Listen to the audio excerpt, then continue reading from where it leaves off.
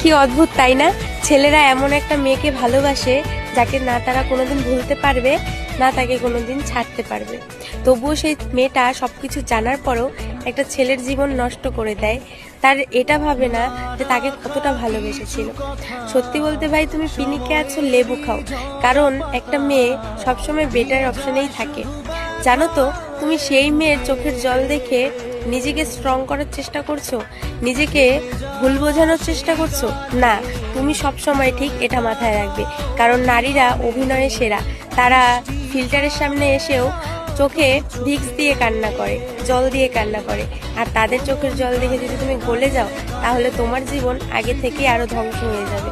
তাই সবসময় নিজেকে এটাই বোঝাবে যে যতটুকু দেখায় তার থেকে বেশি মিথ্যে বলে।